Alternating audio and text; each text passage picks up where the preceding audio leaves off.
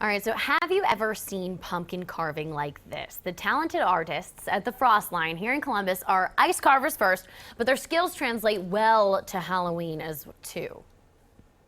It is amazing stuff. I mean, David Smith, we've had you on before. You do tremendous ice carving. Thank you, thank you, thank you. That's how we met last time. That's right. I'm usually outside. I don't know what this place looks like aside from the TV. Well, we decided to let you inside today. Mess makers are usually barred from coming inside. But you are showing some tremendous talent. I mean, this is really, really great stuff. Thank you, thank you.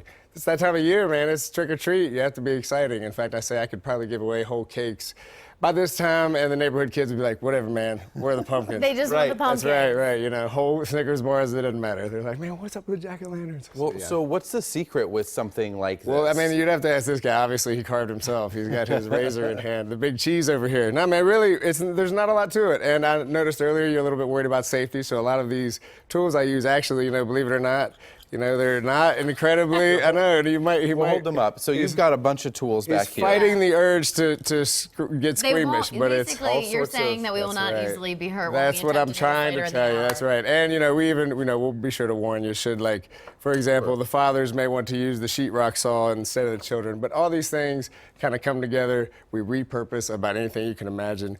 You know, give me a sharpened soup spoon and we'll go to work and try to get something figured out. That's pretty impressive. But, I mean, how do you even do something like this? I know a lot of people at home say, I'm going to do something creative this year, and then it never translates. Well, do you draw it out first? Well, you know, that's I kind of say a good quick cheat for people at home. In fact, with kids, they love it. Coloring pages, like online, great source of thousands and thousands and thousands of ideas. A little dry erase marker, some coloring pages, and especially dry erase marker, the Sharpie is get rid of the Sharpies. Okay. But yeah, in that, you can, you know, almost cheat and just come up with a bunch of ideas for the kids, or they have fun kind of looking through the design, so it's good for everybody. And it spares you the time of creative process too, so.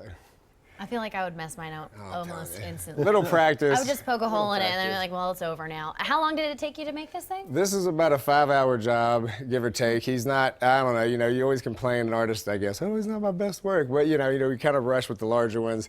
Detail gets larger. You know, like somebody like Marvel calls for the Incredible Hulk, you obviously have to sit down and be a lot more meticulous. But yeah, I mean, between an hour and a whole day, depends on who you want to hide from the longest, right? Well, I think when we look at this, I mean, we see that there's like several steps to it. What would step 1 be? Step 2 be? How do you? Well, I mean, you know, like we say, you know, obviously, kind of back to your safety, the round of these things is obviously very hard. Yes. Kind of contributes to a lot of accidents. So we almost always, depending on the design, try to peel it first. Oh. You know, probably thinking vegetable peeler, something to that effect. Right. This is really just a high-tech vegetable peeler. Okay. So, and to the mess aspect, you know, when I really get going, you can really just, you know, chuck the pumpkin rind everywhere with this. But again, it doesn't really bother the hands, obviously, and you know, you just whittle it down. You get your skin, give it a little Brillo pad action. Oh, a Brillo pad. Trying to repurpose all the household items. There you go. Yeah, no kitchen is safe around me, man. I'm telling you. We can the moral of the story is prepare to make a mess if Absolutely. you want to have really We're professional mess nice makers. pumpkin. And that's exactly what we'll do, I guess, in the next 30 minutes, where we get you guys dirty. kind of get to carve a little bit see how this ourselves. goes. Right.